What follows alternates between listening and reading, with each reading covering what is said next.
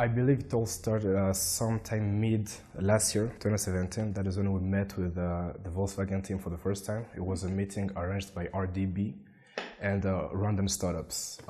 When they came to the country, they were also having an option of looking for someone local, all right? There's something we bring to the table if we're local. We have the understanding, we know the clients, we are the clients. So, and then there were other Rwandan companies as well present, and I guess having the experience that we had worked on a mobility solution sometime in the past, I guess gave us a stand to actually be on that table and talk to them.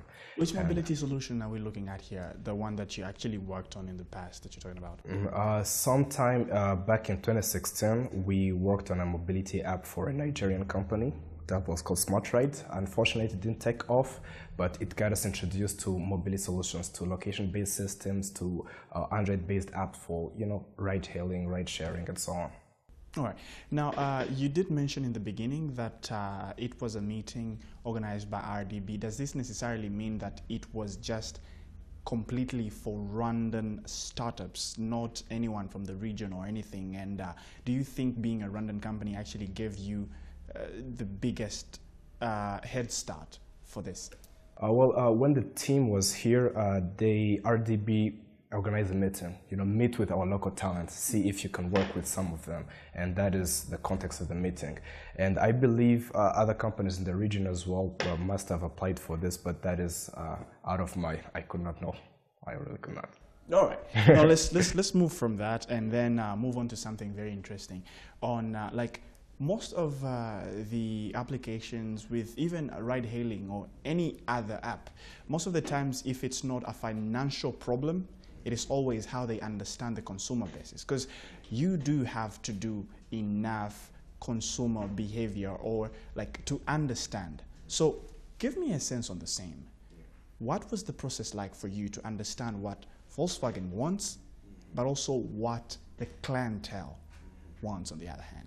To give you a better idea on this, we were looking at data from three fronts. We had the Volkswagen team in Germany, we had the Volkswagen team in South Africa, and then we had Volkswagen here in Rwanda.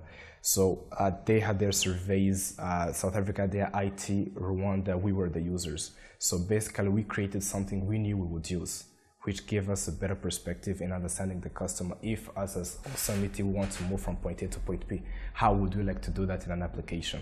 And that is how we designed that app, basing also on data that they had collected from other Rwandan companies. And it also gave us some good insight when we were running a pilot with the local companies to also help us understand how is the user experience when using this app. Really gave us a lot of feedback, helped us improve a bunch of things in the app, and we're really confident that what we have now is going to really solve the problem that existed. So when you say you had data to base most of the decisions on while creating the app, do you necessarily mean that you had to go through a survey to know how people would approach if it's a corporate tax business or if it's some sort of taxi? How did you get all these pieces of the puzzle all together to understand what exactly needs to be done and how it needs to be done? Because I mean, there's so much data, but this thing that is happening probably is happening for the very first time. So you need some concrete data to base this on. So what advised your decisions? So we had some survey data. We also had a bunch of examples from successful apps which have run in the West and in Europe. So we're basing on that and then seeing what of this can actually work here in Rwanda. If I was a user, would I want to go through 10 buttons to get to my car, or would I just want to click it one time? So we had that data. We had the user's perspective, which was collected here from Rwanda, and then we had our own perspective as well.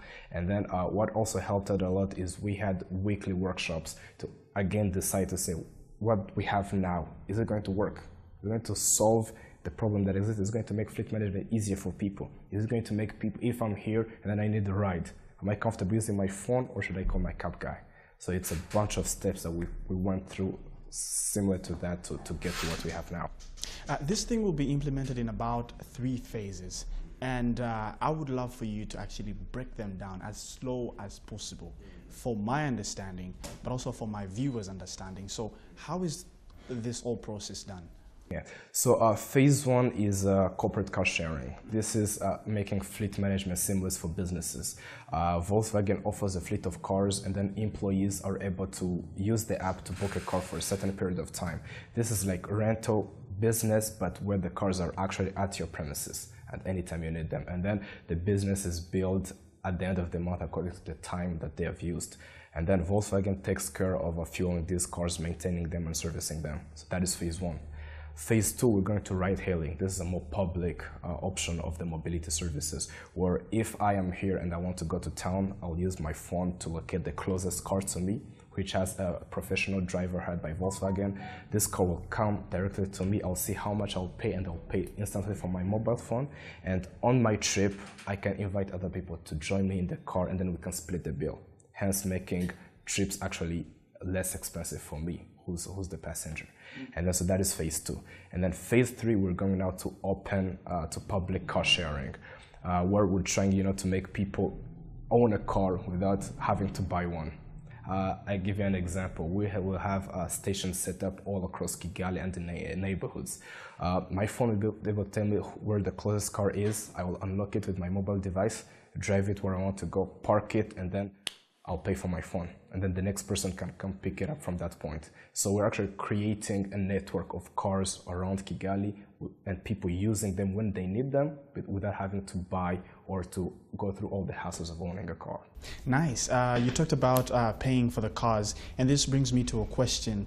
Are you setting up another app for actually mobile transactions, or are you working with already established mobile platforms to make this transactions rather very easy? So how do I even put money on the application itself? Do I have to go to some place and pay them money, or this is a process that is all done in a snap of a finger? Well, something we're very proud of and we're very happy about is how Volkswagen is open to work with local companies to achieve what they want to achieve. So with us, we're developing the software, but we're going to partner with local payment solutions to be able to provide the payment. I don't think we're going to build our own payment system, but we shall plug into existing local payment systems. What could go wrong?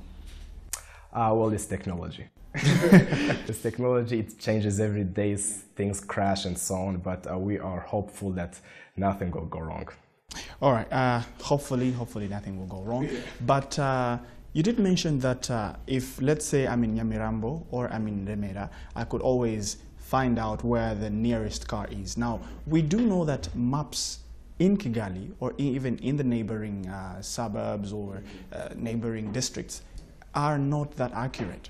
So how accurate is this? Like, how do I know that this car is literally right here and I can find it there? So how accurate is the whole grading system and all that?